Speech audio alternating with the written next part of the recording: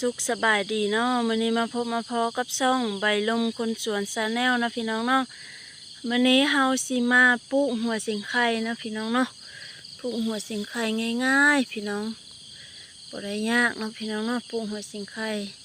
นี่เฮาเอาแบบนี้มาแล้วก็ปลูกเนาะพี่น้องเนาะนี่ให้จงไว้หากมันเนาะพี่น้องเนาะเดี๋ยวหากกำลังแตกพี่น้องกำลังแตกแล้วเฮาก็มาปลูกเนาะพี่น้องเนาะปลูกง่ายๆเฮาก็สิมาปลูกเรียบตามคันนานี่เนาะพี่น้องเนาะไปเบิ่งนำกันเลยพี่น้องเวลาเฮาเอามาปลูกนี้เฮาต้องจ้งมันนี่เนาะพี่น้องเนาะคือเงามันนี่เนาะพี่น้องเนาะบ่ตัดออกเนาะตัดออกก็ตัดออกหน่อยนึงเนาะจ้งไว้ให้มันเกิดหากเนาะพี่น้องเนาะถ้าเฮาตัดออกหมดแล้วเวลามาปลูกนี้มันสิบ่เกิดเนาะพี่น้องเนาะมันสิเน่าเนาะต้องจ้งไว้เนาะหากมันก็ออกตามเงามันนี่แหละเนาะพี่น้องเนาะ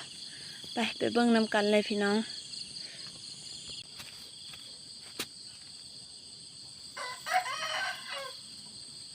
ซัดบ้านนึ่งก็เอาไส้ได้เนาะพี่น้องเนาะไส้เดือนนี้เลยไส้แล้วเราก็เอาตีนเยียบไม่มีพี่น้อง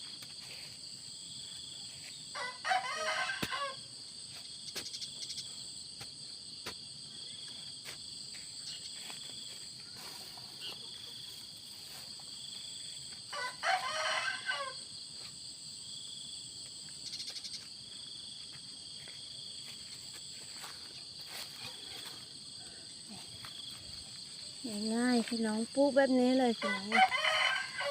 ปรุงแล้วเราก็มาตัดเนี้ยเอาเนาะนี่ระยะห่างกะเอาเนาะพี่น้องเนาะเราก็ซับกันนี่พี่น้อง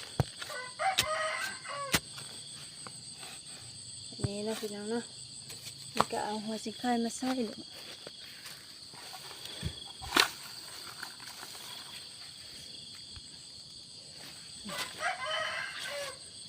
หัวสิงไข่มาเสียบใส่แบบนี้พี่น้องแล้วก็เน้นๆเนาะนี่ปลูกแบบนี้พี่น้องง่ายๆ